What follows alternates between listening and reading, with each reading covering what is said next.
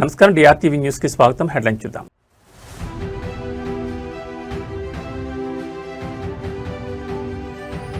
CM Chandrababu అధ్యక్షతన AP cabinet భేటీ, రాష్ట్ర పురోగతి కీలక ఆర్డినెన్స్లకు మంత్రివర్గ ఆమోదం.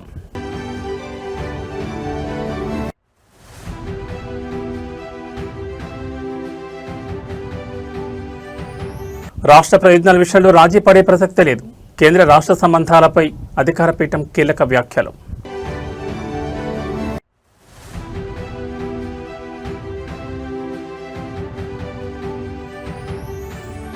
ఢిల్లీలో సీఎం రేవంత్ రెడ్డి మార్కు పర్యటన, కేంద్ర మంత్రి మనోహర్ లాల్ ఖట్టర్తో కీలక భేటీ.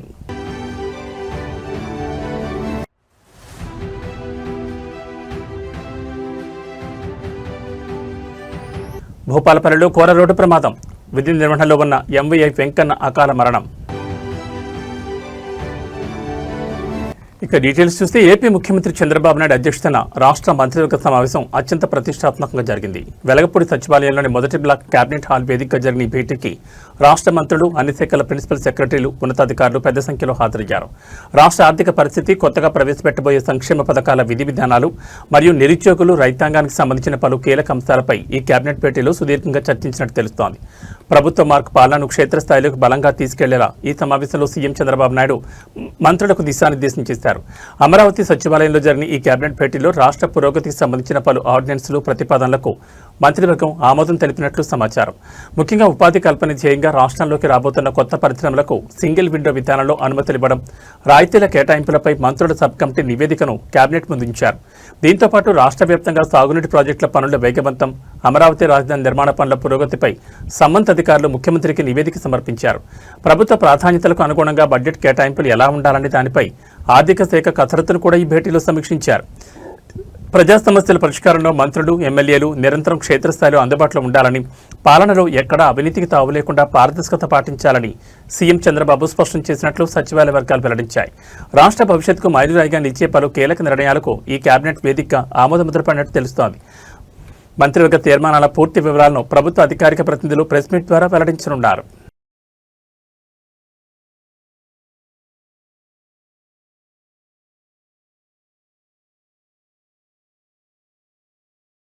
కేంద్ర రాష్ట్రాల సంబంధాలు మరియు హక్కుల సాధనపై ఒక అత్యంత పవర్ఫుల్ స్టేట్మెంట్ వెలువడింది. రాష్ట్ర ప్రయోజనాల విషయంలో తాము ఎలాంటి పరిస్థితుల్లోనూ రాజీ పడబోమని అధికార పీఠం స్పష్టం చేసింది. కేంద్రంలో ఉన్న పెద్దలతో తమకున్న సమీకరణాలను వివరిస్తూ ఈ అంశంపైనైనా తమ అభిప్రాయాన్ని బలంగా వ్యక్తపరచాలనుకున్నప్పుడు కేంద్ర నాయకత్వం తలుపులు ఎప్పుడూ తమ కోసం తెరిచే ఉంచాయని కీలక వ్యాఖ్యలు చేశారు.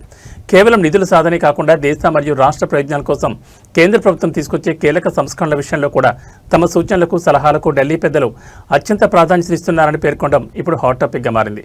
రాష్ట్రానికి రావాల్సిన నిధులు, విభజన హామీలు లేదా అభివృద్ధి ప్రాజెక్టుల సాధనలో కేంద్ర ప్రభుత్వంలో ఎలాంటి విధానాన్ని అవలంబిస్తున్నారనే దానిపై వస్తున్న విమర్శలకు ఈ ప్రకటనతో గట్టి కౌంటర్ ఇచ్చినట్లయింది. తమ అభిప్రాయాలను నిర్భయంగా చెప్పే స్వేచ్ఛను కేంద్ర అధిష్టానం తమకిచ్చిందని, రాష్ట్ర ఆత్మగౌరవాన్ని తాకట్టు పెట్టే ప్రసక్తి లేదని స్పష్టం చేశారు. ఆర్థిక సంస్కరణలు లేదా పరిపాలనాపరమైన మార్పులు ఏమైనా సరే తమ ప్రాంతీయ అవసరాలకు అనుగుణంగా కేంద్రం వద్ద ప్రతిపాదన ఉంచుతున్నామని, వాటిని కేంద్ర నాయకత్వం సానుకూలంగా పరిశీలిస్తోందని తెలిపారు. ఈ విధమైన ఉమ్మడి భాగస్వామ్యం వల్ల అటు దేశ పురోగతితో పాటు ఇటు రాష్ట్ర హక్కుల రక్షణ కూడా సాధ్యమవుతుందని ధీమా వ్యక్తం చేశారు. కేవలం రాజకీయ ప్రయోజనాల కోసం కాకుండా సమాఖ్య స్ఫూర్తిని గౌరవిస్తూ రాష్ట్ర ప్రయోజనాల ఎజెండాగా మునుముందు కూడా తమ గళాన్ని బలంగా వినిపిస్తామని ఈ సందర్భంగా ప్యానెల్ స్పష్టం చేసింది. Because whenever we wanted to voice an opinion on any subject, the doors are always open. Whenever we wanted reforms to come in certain sectors, which is in the interest of the state, and of course, Andhra gets the first mover advantage, our opinion was always heard. And things were changed when we were able to sell. See, end of the day, as a regional party, it's important that I might have a vision. It's important also I go and sell that vision to leaders who matter, who take this decision. So I'll give you an example. Our conversation with Google started about before the shoveling 13 months back. And they wanted certain corrections in permanent establishment, taxation. And Naiduji went and spoke to Modi ji very clearly and said, this is what we think we should do. He said, absolutely. And then it was his office that led those reforms. So honestly, I as a regional party, I truly believe that our voice is being heard. And we've had no such issues in this current NDA. How regular is your interaction with the BJP in the NDA? As much as we need it. There is no regularity in terms of... See, politics will not wait.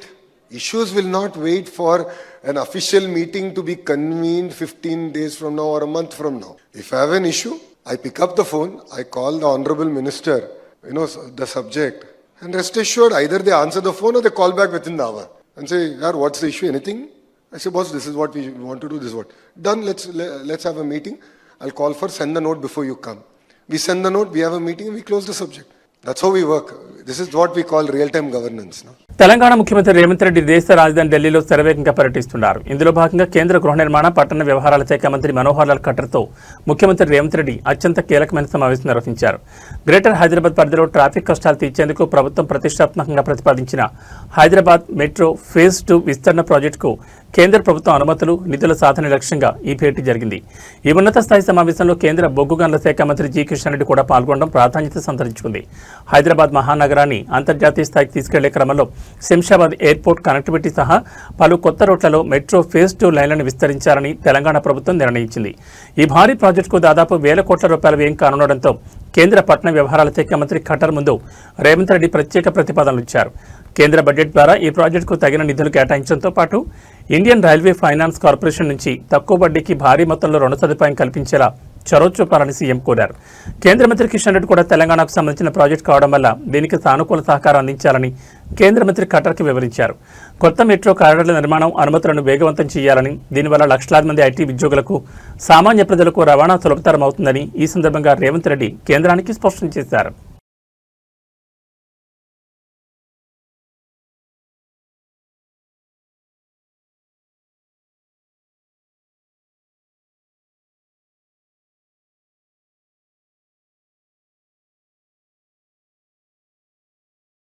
మూడు రంగుల జెండా బట్టి సింగమోలే కదిలినాడు ఒక్కరో కాంగ్రెస్ సూర్యుడు మన రేవంత్ అన్న నిగ్గదీసి అడిగే మునగాడు విడు భూమిన వానైతాడు బీద సాదల జయశంకర్ భూపాలపల్లి జిల్లాలో విధి నిర్వహణలో ఉన్న రవాణా శాఖ అధికారి motor vehicle inspector Venkanna road ప్రమాదంలో అకాల మరణం చెందడం తీవ్ర విషాదాన్ని నింపింది.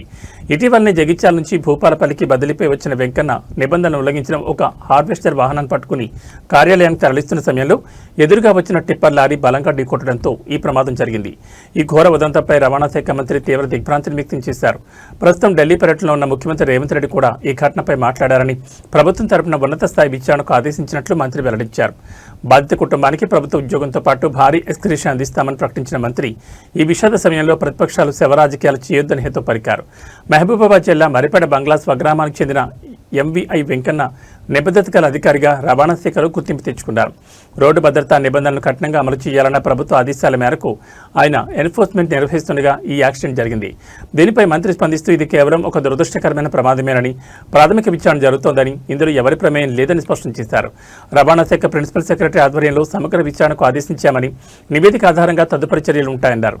ఇదే సమయంలో రాష్ట్రంలో గ్రానైట్ మైనింగ్, ఫ్లై యాష్ తరలించే భారీ వాహనాలు స్పీడ్ లిమిట్ మరియు ఓవర్లోడింగ్ నిబంధనలు ఉల్లంఘిస్తే కఠినంగా వ్యవహరిస్తామని హెచ్చరించారు.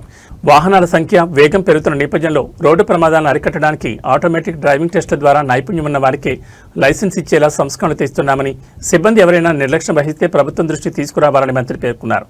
అమరుడైన అధికారి కుటుంబానికి ప్రభుత్వం అన్ని విధాలా అండగా ఉంటుందని భరోసా ఇచ్చారు. జరిగిన సంఘటనలు విచారణ చేస్తాం. దురదృష్టకరం, రాజకీయాలొద్దు. తప్పకుండా ప్రభుత్వం కఠినంగా మీకు ఏమైనా సమాచారం ఉంటే ఎక్కడైనా మాఫియా, శాండో, లయాషో, మినరలో, గ్రానైటో ఎక్కడైనా తప్పు జరిగితే నేను రవాణా శాఖ మంత్రిగా అందరికీ ఓపెన్ చెప్తాను. మా దృష్టికి తీసుకురంటే బరాబర్ మీరు యాక్షన్ చేస్తాం. కానీ నిన్న జరిగిన సంఘటన ఆయన 3-4 ఏళ్ల నుంచి పనిచేస్తున్నట్టే ఎవరిదైనా వ్యక్తిగత కక్ష. ఆయన 15-20 రోజుల కింద జగిత్యాల నుంచి ట్రాన్స్ఫర్ చేశాడు. కాబట్టి ఏదేమైనా సరే అన్ని విచారణ చేస్తాం, మా కుటుంబాన్ని ఆదుకుంటాం. ఇది మాకు వ్యక్తిగతంగా కూడా, ఎందుకంటే మా డిపార్ట్మెంట్కి సంబంధించిన ఒక ఎంబీఏ చనిపోవడం యాక్సిడెంట్లో అంటే బాధ కలిగిస్తున్నటువంటి అంశం. అతని పూర్తిగా కుటుంబానికి ప్రగాఢ సానుభూతిని వ్యక్తం చేస్తూ సంఘటన మీద వాళ్ళ కుటుంబానికి అండగా ఉంటాం. ప్రభుత్వం నుంచి తీసుకోవాల్సిన అన్ని రకాల చర్యలు, ఉద్యోగం కావచ్చు, ఎక్స్పీరియన్స్ కావచ్చు, తదితర అన్ని అంశాల పట్ల వాళ్ళకు ఆదుకొని రవాణా శాఖ కుటుంబానికి అండగా ఉంటుంది. ఇసుక లారీ కాదు, అది ఓవర్ లారీ. రోడ్ ఉంది, ఓవర్ రోడ్ లేదు. సరే కానీ అది ఇన్సిడెంటల్గా అక్కడ జరుగుతున్నటువంటి ప్రాథమికంగా నేను ఎస్పీ కలెక్టర్తో మాట్లాడింది. భారత అత్యున్నత పౌర పురస్కారాలైన పద్మ అవార్డుల ప్రదానోత్సవ వేడుక రాష్ట్రపతి భవన్లో అత్యంత కనుల పండుగ జరిగింది. రాష్ట్రపతి ద్రౌపది ముర్ము విభిన్న రంగాల్లో అసాధారణ ప్రతిభ కనబర్చిన 65 మంది ప్రముఖులకు ఈ అవార్డులను స్వహస్తాల మీదుగా ప్రదానం చేశారు. రాష్ట్రపతి భవన్లోని చారిత్రాత్మక గణతంత్ర మండపం వేదికగా జరిగిన ఈ రెండో సివిల్ ఇన్వెస్టిచర్ వేడుకకు ప్రధాని నరేంద్ర మోడీ, కేంద్ర హోంమంత్రి అమిత్ షా సహా పలువురు కేంద్ర మంత్రులు, విదేశీ ప్రముఖులు హాజరయ్యారు. కళలు, క్రీడలు, వైద్యం మరియు సామాజిక సేవా రంగాల నుంచి ఎంపికైన దేశరత్నాలకు ఈ పురస్కారాలు దక్కాయి. గణతంత్ర దినోత్సవం సందర్భంగా కేంద్ర ప్రభుత్వం ప్రకటించిన మొత్తం 131 పద్మ అవార్డులలో తొలి విడతగా మే నెలలో 66 అవార్డులను అందజేయగా మిగిలిన 65 అవార్డులను నేడు రాష్ట్రపతి ప్రదానం చేశారు. ఈ వేడుకలో 2 పద్మ విభూషణ్, 7 పద్మభూషణ్ మరియు 56 పద్మశ్రీ పురస్కారాలున్నాయి. క్రీడా ప్రపంచం నుంచి భారత cricket star player Rohit Sharma, tennis legend Vijay Amritraj ఈ వేడుకలో మెరిశారు. అలాగే చలనచిత్ర రంగానికి చేసిన విశేష సేవలకు గాను మలయాళీ సూపర్ స్టార్ మమ్ముట్టి, ప్రముఖ ప్లేబ్యాక్ సింగర్ అల్కా యాగ్నిక్ పద్మ అవార్డులను అందుకున్నారు. ప్రముఖులతో పాటు గ్రామీణ ప్రాంతాల్లో విద్యా విప్లవాన్ని తెచ్చిన కర్ణాటకకు చెందిన డాక్టర్ ప్రభాకర్ కోరే, హిమాలయ వైద్య విధానాన్ని కాపాడుతున్న లడఖ్కు చెందిన డాక్టర్ పద్మ గుర్నేత్, హిమోఫీలియా రోగులకు సేవ చేస్తున్న డాక్టర్ సురేష్ హనగవాడి వంటి ఎందరో అన్సంగ్ హీరోలకు రాష్ట్రపతి చేతుల మీదుగా పద్మశ్రీ పురస్కారాలు దక్కడం ఈ వేడుక యొక్క అసలైన వైభవానికి అద్దం పట్టింది.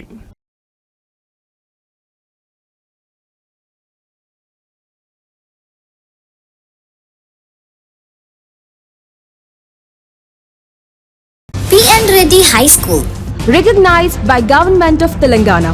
Narsapur Crossroads, District Medak. Classes from nursery to 10th class. English medium, ప్రశాంత వాతావరణంలో నెలకొని అన్ని వసతులతో ఉన్న విశాలమైన స్వంత భవనం, కాలుష్యరహిత గ్రీన్ క్యాంపస్.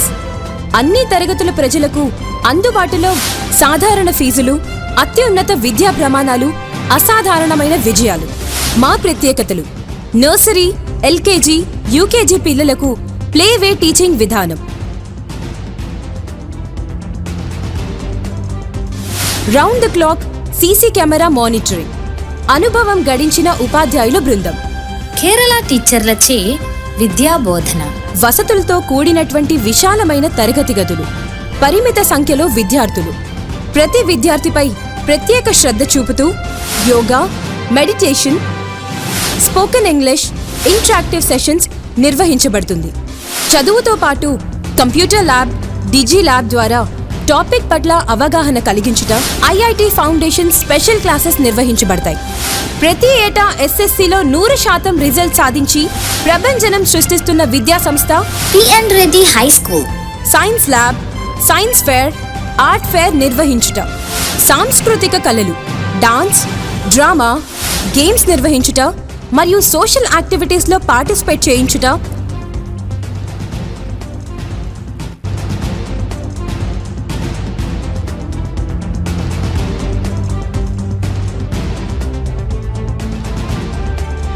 మరియు ఆరోగ్యరీత్యా మినరల్ వాటర్ ప్లాంట్ సదుపాయం, నైపుణ్యం కలిగిన డ్రైవర్స్లచే దూర ప్రాంతం విద్యార్థులకు ట్రాన్స్పోర్ట్ సదుపాయం.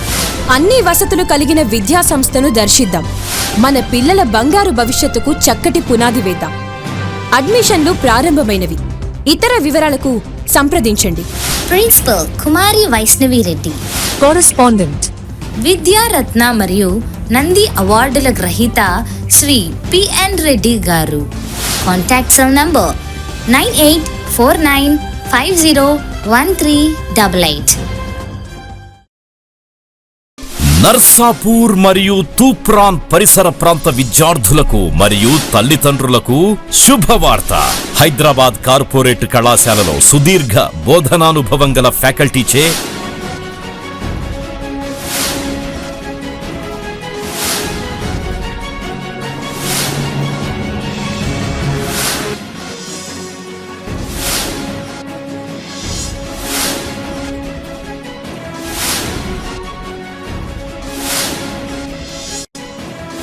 బోధనలు అందిస్తూ నూతన టెక్నాలజీతో డిజిటల్ టీచింగ్ ని ప్రవేశపెడుతూ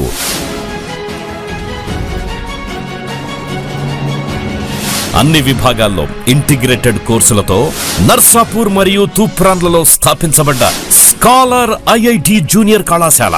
మన స్కాలర్ జూనియర్ కళాశాలలో IIT, JEE, NEET, EAP CET తో పాటు CA foundation, CLAT, CUET, NDA వంటి ఇంటిగ్రేటెడ్ కోర్సులకి ప్రత్యేక శిక్షణ ఇవ్వబడుతుంది. విద్యారంగంలో సుదీర్ఘ అనుభవం గల పి నరసింహారెడ్డి గారి మేనేజ్మెంట్ ఆధ్వర్యంలో నడుస్తున్న నమ్మకమైన విద్యా సంస్థలు స్కాలర్ జూనియర్ కళాశాల నర్సాపూర్ మరియు తూప్రాన్. నాణ్యమైన విద్యా సదుపాయాలతో పాటు ప్రతి విద్యార్థి వ్యక్తిగత అభివృద్ధి కోసం ఫ్యాకల్టీచే నిరంతరం వ్యక్తిగత పర్యవేక్షణ, బాలికలు మరియు బాలురకు ప్రత్యేక హాస్టల్ సదుపాయం, విద్యార్థులకు ఎడ్యుకేషన్ లోన్ సదుపాయం కూడా కలదు. Narsapur branch address police station ఎదురుగా పిఎన్ రెడ్డి హై స్కూల్ ప్రాంగణంలో నర్సాపూర్. అడ్మిషన్స్ కొనసాగుతున్నవి. వివరాల కొరకు బ్రాంచ్ల నంబర్లని సంప్రదించగలరు. Scholar IIT junior college opposite police station Narsapur. సంప్రదించవలసిన ఫోన్ నంబర్లు 9704255697, 9849501388. మీ విజయానికి సరైన గమ్యం స్కాలర్ IIT జూనియర్ కళాశాల. మీ విజయానికి సరైన గమ్యం. ఏడుకొండలపై దళారీల దందా రోజు రోజుకు శృతి మించిపోతోంది. సాక్షాత్తు ఆ శ్రీనివాసుడి దర్శనం కోసం వచ్చే అమాయక భక్తులను టార్గెట్ చేస్తూ లక్షల రూపాయలు గుంజుతున్న కీటికాల వ్యవహారం తిరుమలలో మరోసారి వెలుగు చూస్తుంది. టీటీడీ ఉద్యోగుల సిఫార్సు లేఖలు ఉన్నాయంటూ నమ్మబలికి అత్యంత పవిత్రమైన శ్రీహరి సుప్రభాత సేవ టిక్కెట్లు ఇప్పిస్తామని చెప్పి ఒకేసారి ఏకంగా 60 మంది భక్తులను దళారీలు దారుణంగా ముంచేశారు. ఒక్కొక్క భక్తు నుంచి 6,000 రూపాయలు చొప్పున మొత్తం 3,60,000 రూపాయలను కేవలం ఆన్లైన్ ఫోన్పే ద్వారా వసూలు చేసి రాత్రికి రాత్రి బోర్డు తిప్పేశారు. దళారీల చేతిలో మోసపోయిన ఆ 60 మంది భక్తులు ఇప్పుడు దర్శనం దొరక్క తిరుమల కొండపై పడిగాపులు కాస్తున్నారు. స్వామివారి సుప్రభాత సేవకు డిమాండ్ ఎక్కువగా ఉండడానికి దళారీలు తమకు అనుకూలంగా మార్చుకున్నారు. తిరుమలకు వచ్చిన ఒక భారీ భక్తుల బృందాన్ని గమనించిన కేటిగాలు తమకు టీటీడీ ఉన్నతాధికారులు ఉద్యోగులతో అత్యంత సన్నిహిత సంబంధాలున్నాయని సిఫార్సు లేఖల ద్వారా సుప్రభాత సేవా టికెట్లు పక్కాగా ఇప్పిస్తామని నమ్మబలికారు. అది నమ్మిన భక్తులు నగదు రూపంలో కాకుండా డిజిటల్ పద్ధతిలో దళారీలు ఇచ్చిన QR కోడ్ మరియు నంబర్లకు ఫోన్పే ద్వారా విడతల వారీగా 3.60 లక్షలు బదిలీ చేశారు. అయితే ఈ రోజు ఉదయం సేవ సమయం ముగుస్తున్న దళారీల నుంచి ఎలాంటి టికెట్లు రాకపోవడం, వారి మొబైల్ నంబర్లు స్విచ్ ఆఫ్ కావడంతో తాము మోసపోయామని భక్తులు గ్రహించారు.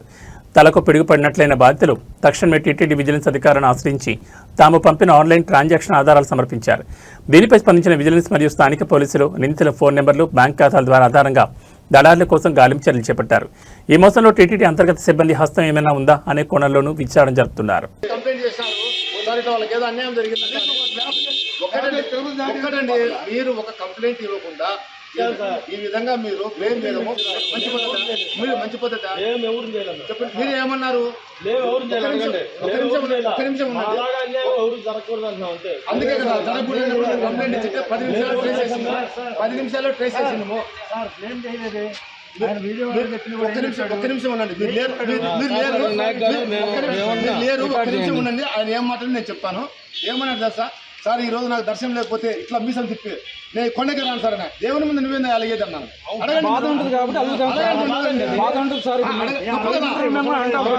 మన దేవుడు అండి ఇది, మన దేవుడు. మన దేవుడిని మనం గౌరవించుకోవాలి. తెలియదు కానీ మేము 6 నెలలకు ఒకసారి దర్శనం చేసుకుంటాం. నడిచి వచ్చాం. మీరు ఎప్పుడైనా ఎక్కారో ఇక్కడ మేము భక్తుల సేవలో ఉన్నామండి. మేము భక్తుల సేవలో ఉన్నాము. మేమేమి వేరే విధంగా లేదు. ఆంధ్రప్రదేశ్లో పరిశ్రమలను అగ్ని ప్రమాదాలు వణికిస్తున్నాయి. అనకాపల్లి జిల్లాలో ఊహించని పారిశ్రామిక ఘోరం చోటు చేసుకుంది. పరబాళ్లోని జవహర్లాల్ నెహ్రూ ఫార్మాసిటీలో ఉన్న దక్షిణ ఎనర్జీ కెమికల్ కర్మాగారంలో ఈరోజు భారీ అగ్ని ప్రమాదం సంభవించింది. కంపెనీలోని ఒక విభాగంలో ఒక్కసారిగా మంటలు చెలరేగి క్షణాల వ్యవధిలో అవి ఫ్యాక్టరీ అంతటా వ్యాపించాయి. ఈ ప్రమాదంలో అక్కడ విధుల్లో ఉన్న 2 యువ కార్మికులు మంటల్లో చిక్కుకుని అక్కడికక్కడే సజీవ దహనమయ్యారు. మృతులను వెంకటేష్, కొవ్వాడ త్రినాథరావుగా గుర్తించారు. ఈ ఊహించని ప్రమాదంతో ఫార్మాసిటీ ఒక్కసారిగా ఉలిక్కిపడింది. అనకాపల్లి జిల్లా పరిధిలోని పరవాడ ఫార్మాసిటీలో వందలాది కెమికల్ ఫార్మా కంపెనీలు నడుస్తున్నాయి. ఇందులో భాగంగా ఉన్న దక్షిణ ఎనర్జీ కెమికల్స్ ప్లాంట్లో కార్మికులు విధుల్లో ఉండగా ఒక విభాగానికి చెందిన కెమికల్ ప్రాసెస్ యూనిట్లో ఒక్కసారిగా పేలుడు సంభవించి మంటలు ఎగిసిపడ్డాయి. దట్టమైన పొగ మంటలు చుట్టుముట్టడంతో లోపల పనిచేస్తున్న 34 ఏళ్ల వెంకటేష్, 24 ఏళ్ల కొవ్వాడ త్రినాథరావు బయటకు రాలేకపోయారు. నిప్పుల కుండంగా మారిన ఆ ఇండస్ట్రియల్ ప్లాంట్లోని ఆ 2 యువకులు ప్రాణాలు కోల్పోవడం ప్రతి ఒక్కరిని కలిచివేస్తోంది. సమాచారం అందుకున్న వెంటనే దాదాపు 4 అగ్నిమాపక శకటాలు ఘటనా స్థలానికి చేరుకుని కెమికల్ ఫైర్ కావడం వల్ల ప్రత్యేక ఫోమ్ సహాయంతో మంటలను అదుపులోకి తెచ్చే ప్రయత్నం చేశాయి. ప్రమాదవార్త తెలియగానే మృతుల కుటుంబ సభ్యులు, తోటి కార్మికులు ఫ్యాక్టరీ గేట్ ముందు భారీగా గుమిగూడారు. ఫార్మా కంపెనీలో కనీస భద్రతా ప్రమాణాలు పాటించకపోవడం వల్లే తమ పిల్లలు బలైపోయారంటూ యాజమాన్యంపై తీవ్ర ఆగ్రహం వ్యక్తం చేస్తున్నారు. బాధ్యులపై కఠిన చర్యలు తీసుకోవాలని, మృతుల కుటుంబాలకు భారీ పరిహారం అందించాలని డిమాండ్ చేస్తూ ఫ్యాక్టరీ వద్ద ఉద్రిక్త వాతావరణం నెలకొంది.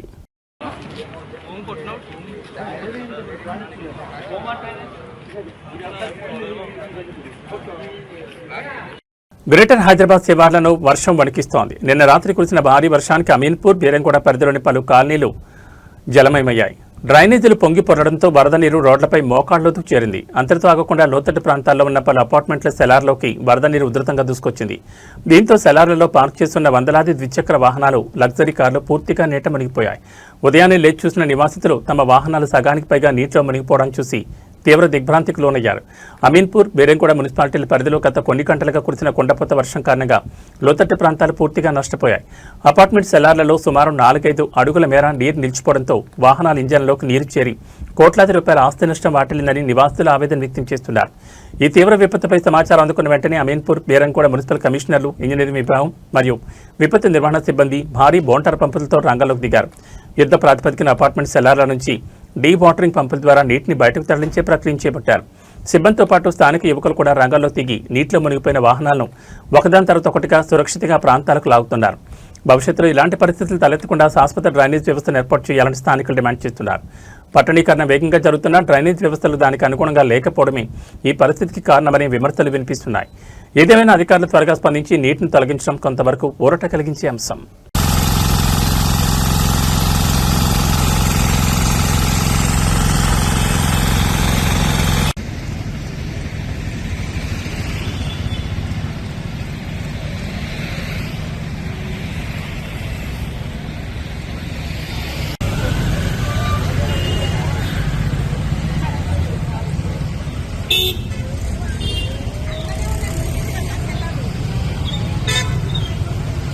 హైదరాబాద్ శివార్లోని తుర్కయాంజల్ న్యూ శ్రీ చైతన్య కాలేజీ వద్ద తీవ్ర ఉద్రిక్తత చోటు చేసుకుంది. ఇంటర్ పూర్తి చేసుకుని పై చదువుల కోసం తమ ఒరిజినల్ సర్టిఫికెట్లు ఇవ్వాలంటూ యాజమాన్యాన్ని అడుగుతున్న విద్యార్థులపై వారికి మద్దతుగా వచ్చిన వారిపై ఆదిపట్ల సీఐ తీవ్రస్థాయిలో దౌర్జన్యాన్ని దిగారు. చట్టాన్ని రక్షించాల్సిన పోలీసు అధికారి కనీసం తాము అడిగేది అమ్మాయిలను కూడా చూడకుండా విద్యార్థులను దారుణంగా నెట్టివేస్తూ లాఠీలతో బెదిరిస్తూ ఖాకీ ప్రతాపం చూపించడం తీవ్ర సంచలనంగా మారింది. సర్టిఫికెట్లు ఇవ్వకుండా కాలేజ్ యాజమాన్యం వేధిస్తోందని, ధర్నాకు దిగితే మేనేజ్మెంట్కు కొమ్ము కాస్తూ పోలీసులు తమపై దాడికి దిగారంటూ విద్యార్థులు కన్నీరు మున్నీరవుతున్నారు. తుర్కయాంజల్ పరిధిలోని న్యూ శ్రీ చైతన్య కాలేజీలో ఇంటర్ పూర్తి చేసిన విద్యార్థులు తమ తదుపరి అడ్మిషన్ల కోసం లాంగ్ మెమోలు, టీసీల కోసం గత కొన్ని రోజులుగా కాలేజ్ చుట్టూ తిరుగుతున్నారు. అయితే నూతన ఫీజులు, పెండింగ్ బకాయిల పేరుతో యాజమాన్యం సర్టిఫికెట్లు ఇవ్వకుండా వేధిస్తుండటంతో విసిగిపోయిన విద్యార్థులు, వారి తల్లిదండ్రులు ఈరోజు కాలేజ్ గేట్ ముందు మెరుగుదరణ దిగారు. సమాచారం అందుకున్న ఆదిపట్ల పోలీసులు భారీగా అక్కడికి చేరుకున్నారు. కాలేజ్ యాజమాన్యంతో మాట్లాడి సమస్య పరిష్కరించాల్సింది పోయి రోడ్డుపై కూర్చున్న విద్యార్థులను బలవంతంగా ఈడ్చిపారేసే ప్రయత్నం చేశారు. ఈ క్రమంలో ఆదిపట్ల సీఐ స్వయంగా అమ్మాయిలపై చేయి చేసుకుంటూ వారిని నెట్టివేస్తూ అసభ్య పదజాలంతో దూషించారని బాధితులు ఆరోపిస్తున్నారు. పోలీసుల దౌర్జన్యంతో భయాందోళనకు గురైన విద్యార్థులు రోడ్డుపైనే అడవడం అక్కడ వారిని చలింపచేసింది. యాజమాన్యం తప్పును ప్రశ్నించకుండా చదువుకునే పిల్లలపై ఇలా ఖాకీలు విరుచుపడడం ఏంటని స్థానికులు, విద్యార్థి సంఘాల నేతలు పోలీసులను నిలదీయడంతో అక్కడ రణరంగ వాతావరణం నెలకొంది.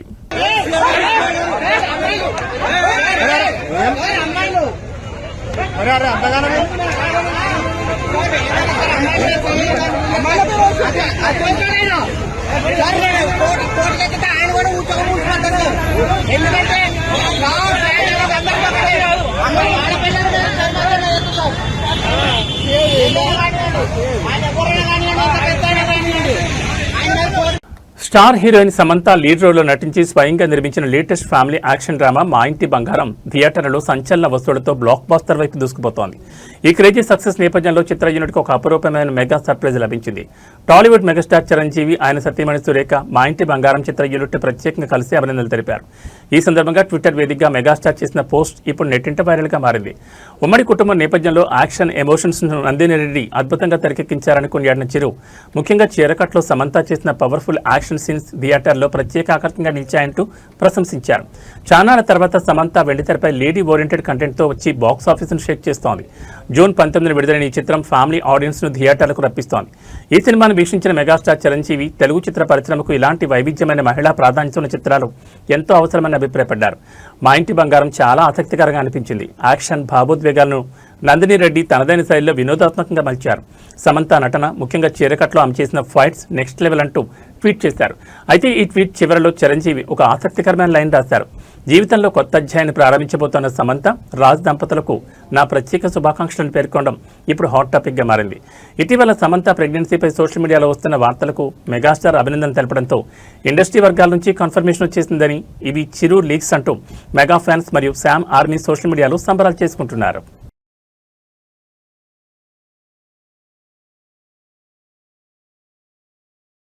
గత కొన్ని రోజులుగా ఆకాశమే హద్దుగా దూసుకుపోయిన పసిడి వెండి ధరలు ఇవాళ మార్కెట్లో ఒక్కసారిగా కుప్పకూలాయి. అంతర్జాతీయ బులియన్ మార్కెట్ ఒడిదుడుకుల ప్రభావంతో హైదరాబాద్ మార్కెట్లో బంగారం ధరలు భారీగా పతనమయ్యాయి.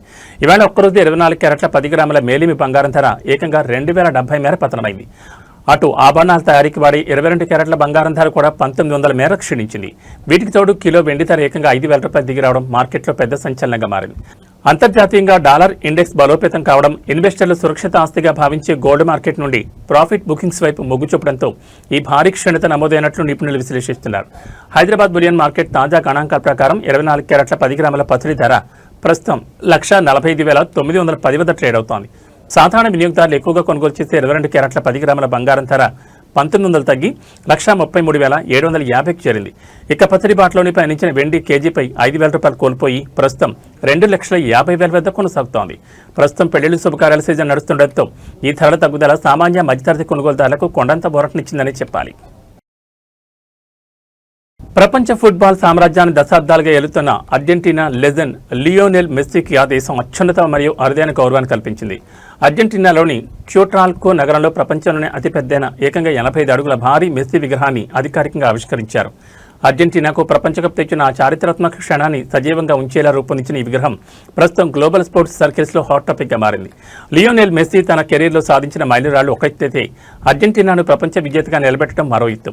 ఆ చారిత్రాత్మక ఘట్టాన్ని ఈ తరం నిరంతరం స్మరించుకునేలా ప్రముఖ స్థానిక శిల్పి ఆల్డో బెరోయిసా ఈ విగ్రహాన్ని అత్యంత ప్రతిష్టాత్మకంగా తీర్చిదిద్దారు. ఈ విగ్రహంలో మెస్సీ తన ఐకానిక్ అర్జెంటీనా జెర్సీని ధరించి ఆకాశం వైపు చూస్తూ ప్రపంచ కప్ ట్రోఫీని చేతుల్లో పట్టుకున్న అపురూప దృశ్యం కళ్ళ కట్టినట్లు కనిపిస్తోంది. 85 అడుగుల ఎత్తుతో నిర్మితమైన ఈ శిల్పం నిర్మాణంలో అత్యాధునిక ఇంజనీరింగ్ ప్రమాణాలు, మెటీరియల్స్ ఉపయోగించారు. క్యూట్రాల్కో నగర సరిహద్దుల్లో ఏర్పాటు చేసిన ఈ కట్టడం కేవలం క్రీడా స్మారక చిహ్నంగానే కాకుండా ప్రపంచవ్యాప్తంగా ఉన్న సాకార అభిమానులను ఆకర్షించేలా ఒక అంతర్జాతీయ పర్యాటక ల్యాండ్మార్క్గా అవతరించింది. ఈ ఆవిష్కరణ కార్యక్రమానికి అర్జెంటీనా క్రీడా ప్రముఖులు, స్థానిక ప్రభుత్వ ప్రతినిధులు మరియు వేలాది మంది అభిమానులు హాజరై నివాళులర్పించారు. మైదానంలోనే కాకుండా మైదానం వెలుపల కూడా మెస్సీ రేంజ్ ఏంటో ఈ 85 అడుగుల విగ్రహం నిరూపిస్తోంది. రాబోయే రోజుల్లో ఈ ప్రదేశం ఫుట్బాల్ లవర్స్కు ఒక పెద్ద దర్శనీయ స్థలంగా మారబోతుందనలో ఎలాంటి సందేహం లేదు. ఇవి ఈ బులెటిన్ విశేషాలు. మరో బులెటిన్లో మళ్ళీ కలుసుకుందాం. నమస్కారం.